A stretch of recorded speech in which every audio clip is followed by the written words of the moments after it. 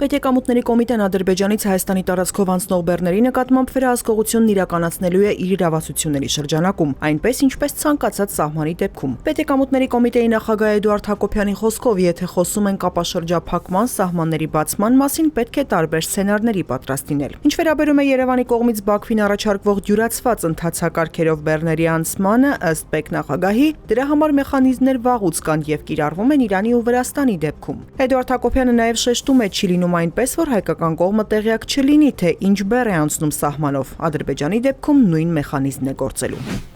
Պաշտպանության նախարարության գլխավոր շտաբի պետ Էդվարդ Ասրյանի որդին սեպտեմբերից Ռազմական ակադեմիայում պատիվ ունեմ ծրագրով դասընթացներ է անցնելու եւ զինծառայությունը բանակում շարունակելու է որպես սպա։ Արնուրի հետ զրույցում այս մասին ասել է Ասրյանը, պատասխանելով հարցին արդյոք պատրաստվում է օգտվել օրենսդրական նոր առաջարկից եւ գումարով ազատել որդուն բանակից։ Նա նաեւ ընդգծել է, բոլորն էլ ծառայելու են, դա ընթացիկ հարց է, որը կքննարկվի առաջիկայում։ Հիշեցնենք, առաջարկվող օրինագծով կարելի է ընդամենը 1 ամիս ծառայել վճարելով 24 միլիոն դրամ կամ ծառայել 4 ամիս վճարելով 18 միլիոն դրամ։ Հայաստանում նոր միջուկային էներգաբլոկի կառուցման նպատակով ուսումնասիրություններ են իրականացվում, արդյունքում կհստակեցվի դրա մոդելը, հաշվի առնելով ինչպես Հայաստանի էներգահամակարգի առանձնահատկությունները, այնպես էլ հզորության եւ ֆինանսավորման կառուցվածքի հարցերը։ Տարածքային կառավարման եւ ենթակառուցվածքների նախարար Դավիթ Խուդատյանը միաժամանակ հայտնել է, շարունակվում են նաեւ ատոմային էլեկտրակայանի երկրորդ էներգաբլոկի արդիականացման եւ շահագործման ժամկետը մինչեւ 2036 թվականը երկարաձգելու ուղղությամբ աշխատանքները։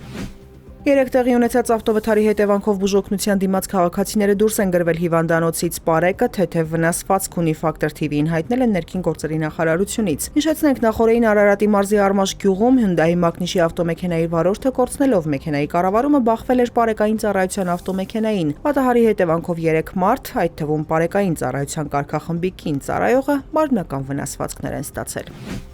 Իրանն Օմանի միջնորդությամբ շուտով Միացյալ Նահանգներին կփոխանցի իր պատասխան առաջարկը միջուկային համաձայնագրի վերաբերյալ, հայտնել է Իրանի արտգործնախարարության խոսնակ Իսմայիլ Բաղային։ Թեհրանի առաջարկը պատասխանն է Միացյալ Նահանգների առաջարկին, որն Իրանը անընդունելի է որակում։ Իրանցի դիվանագետներից մեկն ասել է, որ ամերիկյան առաջարկը չի լուծում 3 հիմնական հարց՝ ուրանի հարստացումը Իրանի տարածքում, բարձր հարստացված ուրանի պաշարների արտահանումը երկրի սահմաններից դուրս, Միացյալ Նահանգների պատժամիջոցների վերացման ուղղությամբ կոնկրետ քայլեր։ Վաշինգտոնն իր հերթին պնդում է, որ Իրանը պետք է լիովին դադարեցնի հարստացման բոլոր գործողությունները։